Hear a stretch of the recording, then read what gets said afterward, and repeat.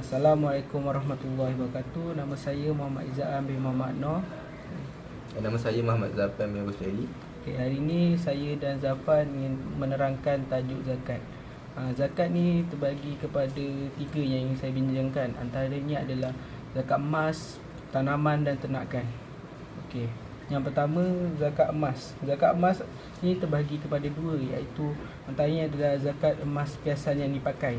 Hukum asal sebarang bentuk pemakaian tidak diwajibkan zakat dengan dijadikan emas sebagai barang piasan dan kegunaan pribadi. Emas berkenaan tidak lagi bersifat subur dan berkembang. Namun, barang piasan tetap diwajibkan zakat sekiranya pemakaian terlalu banyak sehingga berlebihan dan melampaui kadar biasa yang dipakai. Apa yang berlebihan dengan adat dan kebiasaan adalah dilarang untuk tidak digalakkan oleh syariah. Okey, yang kedua, tadi kan yang saya bincangkan yang dipakai, yang ni yang zakat emas yang disimpan pula. Emas yang disimpan adalah emas yang tidak dipakai, iaitu emas yang benar-benar menjadi simpanan dan tidak digunakan sebagai perhiasan walaupun fizikalnya seperti emas perhiasan. Ia termasuk barang kemas yang tidak dipakai kerana sudah rosak atau lama.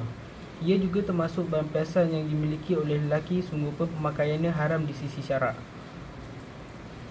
Jika jumlah berat emas yang disimpan itu menyamai atau melebihi nisbah 85 gram serta melepasi tempoh masa 12 bulan atau setahun, maka wajib dikeluarkan zakat ke atasnya sebanyak 2.5%. Hal ini sebagaimana sabda Rasulullah SAW bermaksud, tiada wajib atas kamu sesuatu pun iaitu pada emas hingga ada 20 dinar yakni 85 gram dan telah cukup haul wajib padanya setengah dinar. Apa yang lebih dari itu mengikut kiraan yang sama. Hadis radhiyallahu Abu Daud. Okey, seterusnya ialah emas pelaburan patuh syarak.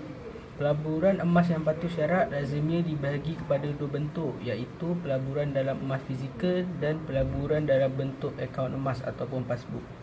Okey, pelaburan emas fizikal. Emas fizikal yang dimiliki lazimnya diniatkan sebagai pelaburan untuk mendapatkan keuntungan. Biasanya emas ni dibentuk dalam siling, jongkong, bar dan wafer. Wajib dizakatkan sekiranya berat emas menyamai atau melebihi nisbah 85 gram. Dan akaun emas yakni passbook pula, terdapat bank menawarkan emas pelaburan berbentuk passbook atau akaun simpanan emas. Akaun ini mencatatkan jumlah simpanan dalam unit gram emas yang dilaburkan. Pelaburan yang patuh syarak ialah fizikal emas itu wujud dan boleh dimiliki oleh pelabur. Wajib dizakatkan sekiranya ada niat pelaburan dan berat emas mencukupi nisbah 85 gram.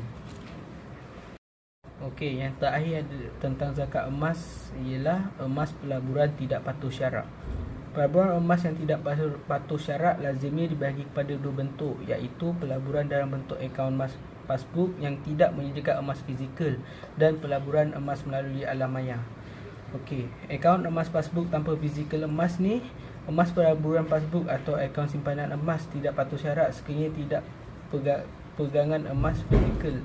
Zakat hanya dikenakan ke atas pelaburan pokok saja sekiranya jumlah melebihi nilai nisbah tahunan. Ia dikira mengikut formula zakat wang simpanan.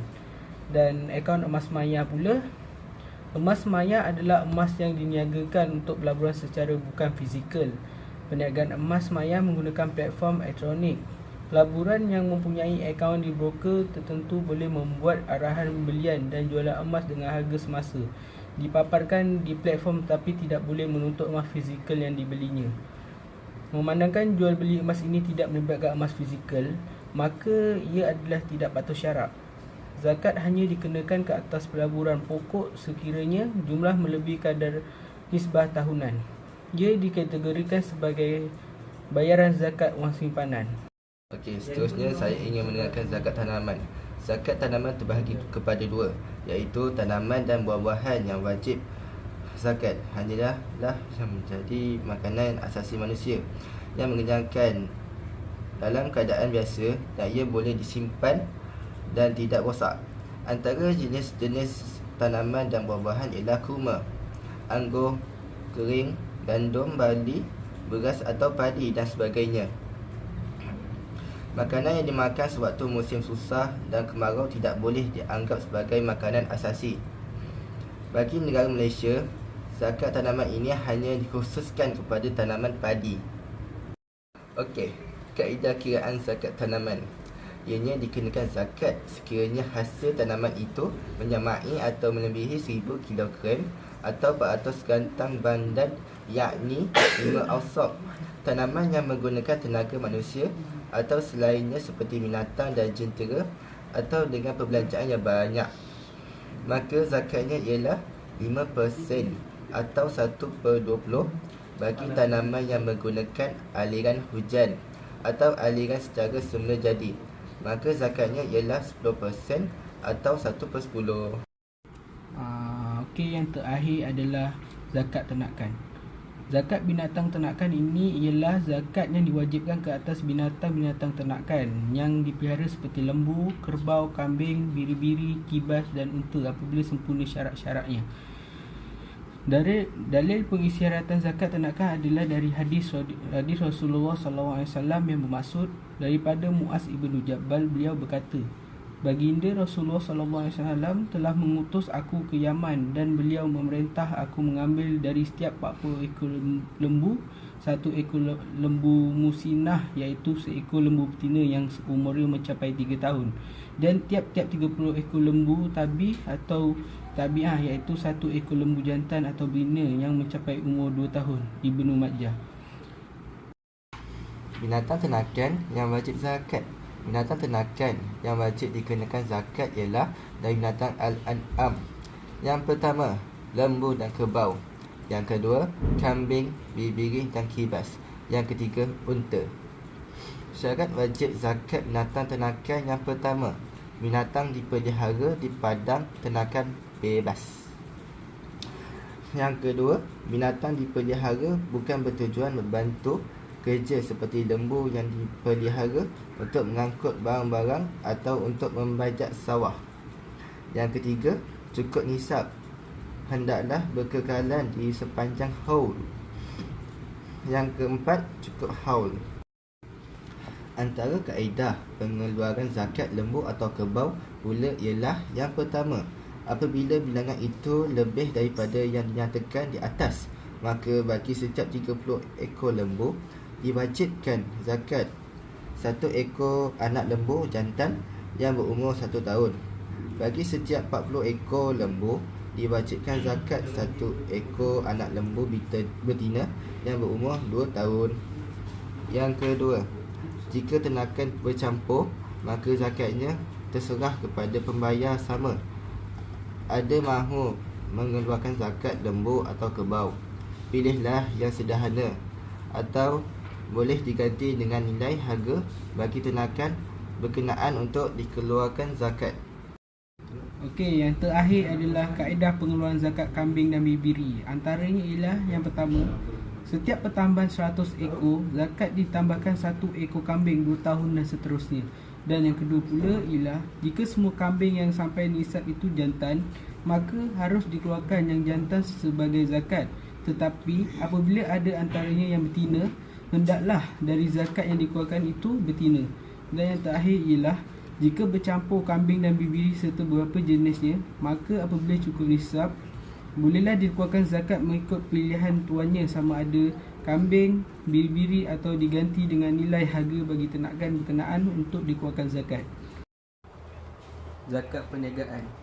Zakat perniagaan ialah zakat yang wajib dikeluarkan hasil daripada harta perniagaan, sama ada berasaskan pembuatan, pelombongan, perikanan, perkapalan, pembekalan, pertanian, perkhidmatan atau sebagainya, dengan tujuan diperniagakan, sama ada dalam bentuk perniagaan persendirian, perniagaan perkongsian sesama Islam atau dengan bukan Islam, perniagaan semua jenis syarikat, koperasi atau perniagaan saham dan sebagainya.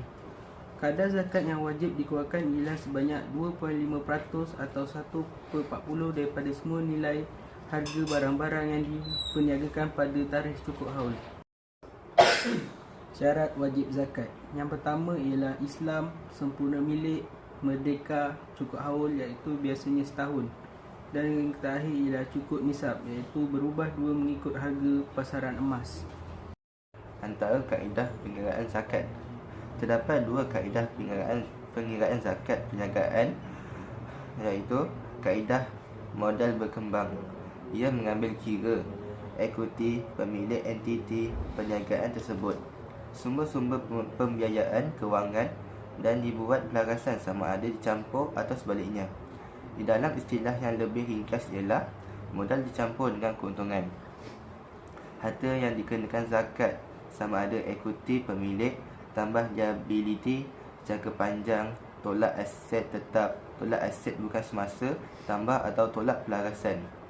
Yang kedua ialah kaedah modal kerja.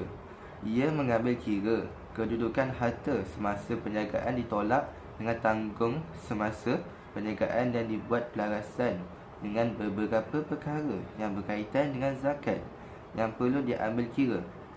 Pelarasan ini dibuat sama ada dengan mencampurkan item-item yang telah dikenal pasti, perlu ditambah atau membuat tolakan. Harta yang dikenakan zakat sama ada aset semasa, tolak liability semasa, tambah atau tolak pelarasan. Nota pelarasan ialah seperti barang-barang yang tidak diwajibkan zakat, barang bukan milik sempurna, wang dipinjamkan dan sebagainya. Penjelasan dalil. Firman Allah SWT dari surah Al-Baqarah ayat 267. Wahai orang-orang yang beriman, keluarkan zakat sebahagian daripada hasil usaha kamu yang baik-baik dan sebahagian dari apa yang kami keluarkan dari bumi untuk kamu. Sabda Rasulullah SAW, menjadi sesuatu kewajipan ke atas setiap Muslim bersedekah, yakni zakat. Mereka bertanya, wahai Rasulullah, bagaimana yang tidak mempunyai harta? Baginda menjawab, bekerja untuk mendapat sesuatu untuk dirinya lalu bersedekah. Mereka bertanya, kalau tidak mempunyai pekerjaan? Baginda bersabda, tolong mereka yang meminta pertolongan. Mereka bertanya lagi, bagaimana pula jika tidak berkuasa? Baginda menjawab, kerja ke jalan kebaikan dan tinggalkan kejahatan. Hal itu merupakan sedekah.